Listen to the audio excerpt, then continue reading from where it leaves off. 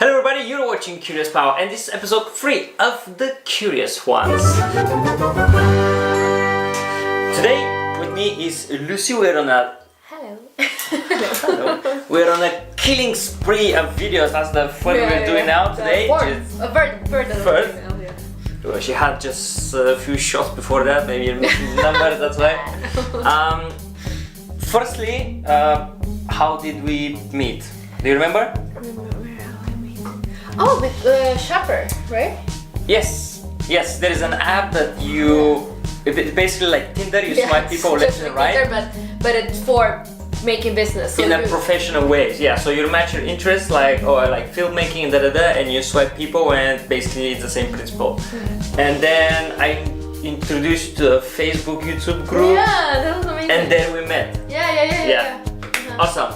So I told her that let's improvise something, give me a subject. So you said social media, which is really interesting. I'm really looking forward for this episode, because this is something that I, let's say, preach as well. And before we get to that, why don't you tell them, why don't you tell the Curious Nation something about, like, a short story about yourself? About myself? Yeah, short story. Lucena Franco. I'm a student here right now at Master Co-Creative and Cultural Entrepreneurship. I'm from Peru and I'm living in London for 6 months now. Until yesterday, it was 6 months that I'm here.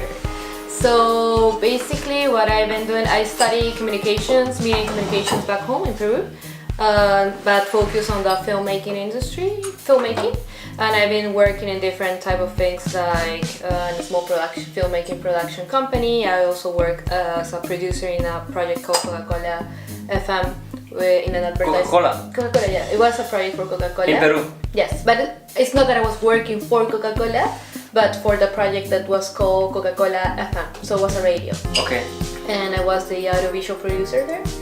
And I was basically creating content for the different platforms, such as the apps, such as the Facebook, such as the YouTube. Mm-hmm. And then I started working for a while also at a national channel called IP. That is from Peru, which is one of the main national channel. It's the main national channel in Peru. What did you do there? I was a videographer. / TV reporter, because that's the way I explain it, because I was on screen and off screen. So I was filming, but at the same time I was being on screen saying like, so here I am. And it was kind of like very vlog style. Okay. On the other side, I've been working on my channel for a long time, that it's called PiesySuelo. And in my channel, at the beginning, I started as exploring the dance scene in Peru, maybe the urban. So I was going to urban events and filming them. But then I just changed it into more of whatever it's been what I've been thinking, or what my ideas been during my process as a both filmmaker and content creator. Mm-hmm. So that's the main way that I'm using my channel now. Okay, so why, with this study that you do here, what do you want to achieve? With my studies here? Yeah. I really want to know more about how to make the creative and cultural industries more profitable. Because until now in my country, and I think that everywhere, it's very difficult to feel that the cultural industry and the creative industries are consolidated enough. So in a way of making just businesses, in my country especially, it's very difficult to speak about, I don't know, a filmmaking industry or an entertainment industry, because it's still a business that it's starting to grow. It has grown a lot, but it's starting. So I really want to know like different ways of that artists can be involved in creative industries, and how they can make their own businesses, not only by themselves, but also presenting and pitching their ideas to. So in a way, how they monetize their content? Yeah, how to monetize their content and whatever they do, right? Because I've been very involved with the dancers, for example. Because that was the main theme of my channel for a long time, and I've known so many like incredibly talented dancers, and I always felt like people should know how talented they are, and they deserve a lot. So, but I understand that we are in a society that it's difficult to make a lot of profit from arts. So I just want to learn more about how to make this profitable and make a living out of it. That's nice. So, but okay, since you were in Peru and you had job for national TV, that wasn't enough? No. My thing, the reason why I got here, it was because I always felt this need to be traveling.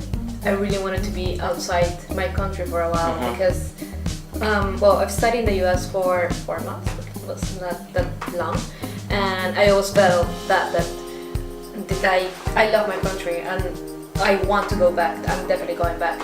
I know that I will be based on my country, but for a while I feel that I need to be just traveling and be learning about different experiences, different cultures. And that's the main reason why I wanted to come here to London, because you can meet the cultures here. Yeah, I can meet, like, we just eat a bunch of different things from different countries. Like, you try mine, I try yours, and that's, for me, that's the best thing, and that's a way to nourish yourself and get more experience and True. and know more to know more about the world. Makes you like. Yeah, and you can think even global, act local, Yeah, and you can even know more about the world just living in London. You don't even need to travel. Yes, exactly. I met when we did the video about when we were spreading Martinica, this thing to the people. Oh yeah. And there was an English couple. They said that they have passports, but they never left the country. And it was like, well, travel. Okay. Travel. Anyway, let's go to the social media. What do you want to cover?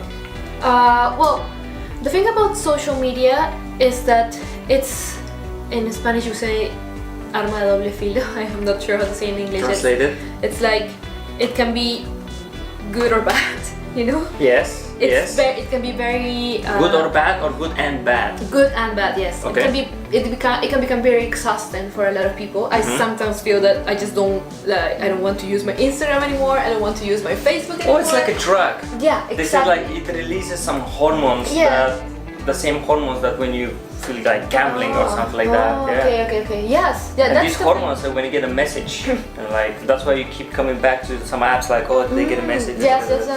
Yes. Yeah, I didn't know about that, but I do feel that it's like that. And sometimes I feel, for example, I told you, right, that I wasn't using my Instagram for some time because I just needed to be out of it. Oh, that's why you weren't answering. Yeah, that's what I wasn't. Okay. It's because I just needed to be out of it for a while. That's good you realized it and you're taking actions again. Yes, it's because I do, but okay, so the thing is that you and I, because we have YouTube channels, we have to be involved with our social networks, right? But sometimes, but still, like if you don't have YouTube channel, if you don't have if you're not like producing let's content, say like a public figure, really like, but it's like if you are not that, still people can become very dependent on a lot of social platforms. Yes, and I think that it's a thing that we somehow it's just part of our time right now. Of course, there's people that they don't need it at all and they're super happy without it. Yeah. But if we are, I consider myself somebody that I like being in social media because also that's the place where I can connect with people from my country. Sometimes I like to put a picture because I somehow want to share my experience with people from back home. So I do feel that there's a lot of good things about social platforms and something that you get exhausted about, but I feel that now we just have to embrace it. To just sorry back from technical difficulties. Back when we had problems, SD card went full, so we need to free some space very quickly. So last we discussed about we were talking about social networks and how taking the opportunity in a way to embrace them. Yes. Okay, so what were you saying? I was saying that I think that at some point we have to accept the fact that we are in times where social media it's part of us. We want it or not. It's something that we have in ourselves, and it's just something that it's part of us now. and there's a lot of things that we can take advantage of. For example, I don't know, like getting to speak with friends that you haven't been speaking to you in a long time. And also, for example, the other time I went to Paris, and I just posted a picture of me being in Paris, saying like, yeah, I'm in, I don't know, Eiffel Tower. And then a friend that I haven't seen in so much time, he's from a high school. She was in Paris. He was in Paris, and he wrote and he said like, hey, are you in Paris? And I was like, yeah, are you too? And he was like, yeah, let's see each other. So I had like the best 2 nights in my life with him, because it was super fun, and I didn't remember, I didn't know that he was there. So that was a moment that actually social networks helped me get to be with a really good friend. Yeah, you told me about the same thing happened with somebody who's in London. It happened. The same. Right now, I'm going like after this, I'm going to meet a person that she was in my university. We were in that like I didn't know much. I didn't know much her, but since we're both Peruvians, we're both in London, and we're both filmmakers. True. We just want to get together and see what happens. You know, like to get to do projects together, and that's the good thing about. Yeah, and that's one thing. The other thing is the communication with the people. So this is people that you're meeting that you happen to be in the same place. The other thing is communication, because before, when I was a child, I remember we were going to sea resort with my family, and we're using this card. You need to buy a card. You go in specific phones, you insert the card, you have some impulses there, and you dial your stationary phones. That's different. And the other thing is that social media, what I think it does, like it's not just me, but it really does the thing, it eliminates the middleman. So like you have a YouTube channel now, in order for you to show yourself in front of audience, you need to go through agents, you need to sign some contract and stuff like that, and it's gonna cost you a lot. Now it doesn't cost you anything. You just register on YouTube, and you can even use your phone. You don't even need camera. It's so much easier now. Yes, definitely. And that's the thing, I believe, what you were saying with my YouTube channel, for example. For me, my YouTube channel, at the moment, it's not that I want to be the YouTube channel, my YouTube channel, in my case, to be my way of living, or like my main source of living. You're just documenting. I feel that I just have this urge to document, and also it's also a way to show what I'm capable of. So for example, I went to Paris and I did this edit and I do feel, because I've been working as an editor for a long time, and I do feel that I like my way of editing, and to do this project is a way of saying, for example, if I apply to a job, instead of saying like, oh yeah, I work as an editor of this, I can show my video to them, and I say like, this is the type of work that I can do. So for me, it's also a way of keeping me up, creating new ways of making my skills get better. And also, for example, I'm also interested in being host, as I was a TV reporter back home. I like to investigate more and express my ideas in front of the camera. It's just like a good exercise for whatever job I might find in the future. And also for me, I feel that the last 2 jobs that I had were mainly because I had my YouTube channel, and they knew, because I was a radio host for a while, and they knew, they said like, oh yeah, there's Luciana, she knows about, because the theme was K-pop, but they were like, she knows about K-pop, oh, and she has a YouTube channel, she can host, you know. Before that, it was so Luciana who likes K-pop, or Luciana who likes K-pop and has a YouTube channel, and therefore she's able to host. So for me, my channel helped me that way into getting a job. So for me, it's the best thing that I feel. True. And this is the thing that I'm trying to tell some people, that YouTube is, yes, you can make money out of it, but that's a long way. And if you're going to YouTube just for the money, it's your wrong mindset. And YouTube is the thing that you can actually store your work there. Exactly, that's it. And with time, actually, if you go, if I go to my old videos, you can see actually when you're getting your better. progress. So cool, And the other thing is that I think documenting is really important as well, because I did a video, I think I should document more. I don't do it that much, because we started with the idea of just like let's go a TV show, but on YouTube, just somebody in front of camera, somebody behind camera. But I think I should focus more on documenting, because when I did the video, a company approached me to make a video about them for an application, and they paid me after that.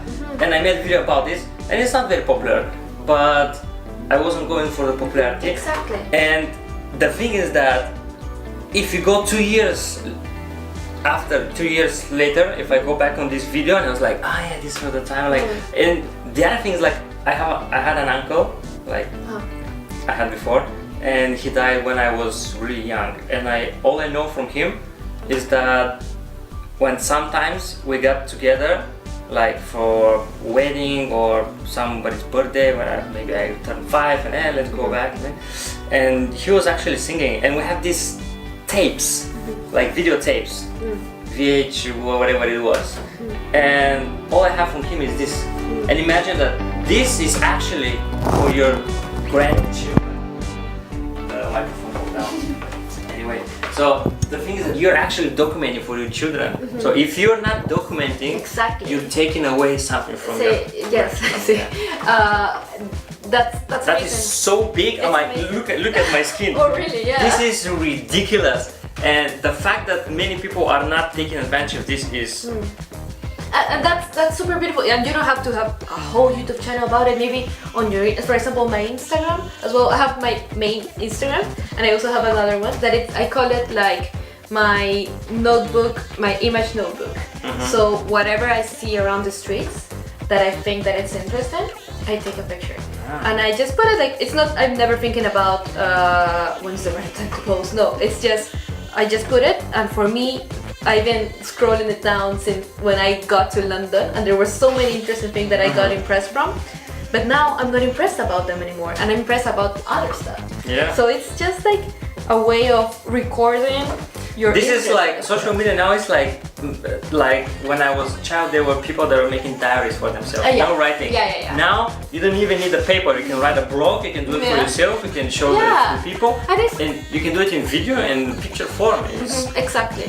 And it's very nice actually. You get the opportunity to meet a lot of people and exchange ideas, like for example us, and exchange ideas and learn about and nourish more about different people. And for me, it's such an amazing experience. Of course, it does have its disadvantages. Sometimes I feel like, oh, I don't want to be filmed anymore because what they think about me. But that's the thing that you learn to embrace as well, because it also makes you stronger. So when you read, like for example, harsh comments on your YouTube channel or whatever, it's like you get also stronger with that after all. So I feel that there's a lot of things that you get to learn about yourself and learn about what are your strengths and your flaws. I think you shouldn't be that worried about negative comments, because there are so many. Like, okay, if 10 people tell, hey, why don't you speak slower? Maybe you should start thinking about this. Yes. But if you have 10 nice comments and one bad comment, and if you start paying attention to that bad comment, that's a bad strategy. Of course. And you know, haters gonna hate. Taylor Swift say it. I think there are so many people that they're like professional haters, you know, they just sit down, they watch something, and they just need to write something. And if you ask them to go and create something, they won't be able to do it. Yeah, okay. So, did we cover? I mean, my mine was we were going to improvise. So, did we cover everything you wanted to say? Yeah, I think so. So I just want to say that for me it's been an amazing journey to have a YouTube channel, because I have it since 2014, and it's been changing. 14. 2014. It's almost like 4 years. 2014. I was in university. I was in Mallorca. So for me it's been a great experience, and for me, as I say, I always use this phrase, but it's my laboratory for keep experimenting, or my Dumbledore's pensieve, you know, Harry Potter's, the Dumbledore's pensieve. Yeah. Okay, it's kind of like that, because you get to remember a lot of things that you learn or you were thinking about, and maybe you don't think about that the same way anymore. But it's good to see how you've been progress and how you learn and how you become more mature as well. Yep. So Okay. That's it. So bottom line, document. Document, that's really good. Yeah? Something else? No, That's it. that's it. Okay. Thanks so much for watching. That's curious one, number 3. We have more. Oh yeah, I forgot. Since you're here, I don't know if you watched the other series from this playlist, but you can get to ask the question of the day. So you can ask something, and maybe somebody will give you an answer. Maybe. Maybe. I'm under pressure now. Everybody's under pressure here. Maybe like a random question. Maybe a question about Whatever it is. like. It doesn't even need to be connected to social media. It can be where you're from. What was the last thing you ate? What was the last thing we ate? What is the thing? Name one thing that you really want to taste, like from somewhere, but you haven't tasted before. Like food. Like food, something from food. Yeah, I'm sorry, I've been eating a bunch of stuff today, so I'm thinking about food now. Like something that you want to eat, that you definitely want to try eventually. I don't even know that. Really, that's really interesting. You know, I was at a birthday party, but it was a big chairman's birthday party. It was a big thing. There were some fruits that I didn't even know what this is, and I asked some people, like, I don't know what this is. I don't know. It was so weird. Like I tried something that I don't know what it is. That's a good question. Let's see if we can answer something about this. Thanks so much for watching. Stay tuned. Subscribe to Lucy, Okay. and I'll see you in the next one.